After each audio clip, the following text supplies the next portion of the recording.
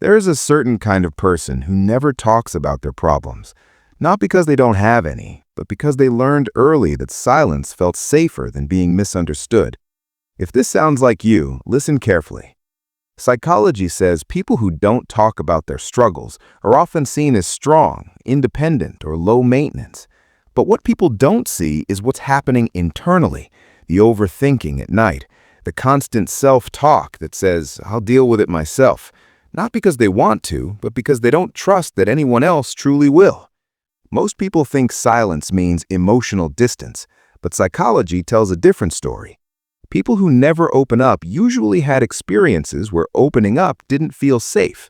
Maybe they were dismissed, maybe they were told to be strong, or maybe they learned that vulnerability was met with judgment instead of care. So they adapted.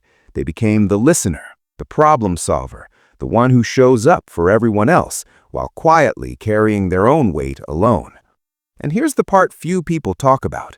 These individuals aren't emotionally weak. They often feel too much. They stay silent, not because they lack emotion, but because they don't want to burden others with their pain.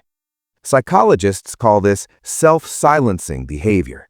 It's common in people who had to mature too early, people who learned that their needs came second, people who survived by being easy instead of being honest. If this is you, you've probably heard yourself say, "I'm fine, I'll handle it, it's not a big deal," even when it is. You don't ask for help easily, not because you don't need it, but because you don't want to feel like a problem. But psychology also says this: people who rarely talk about their problems often develop deep empathy, emotional awareness, and resilience. They understand others quickly.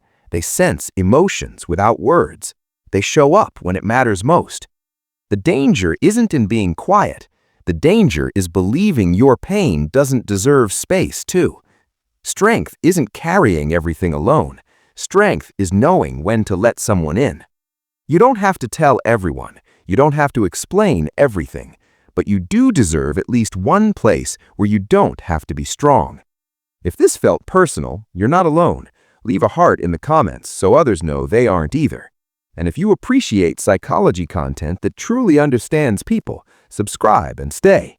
There's more coming.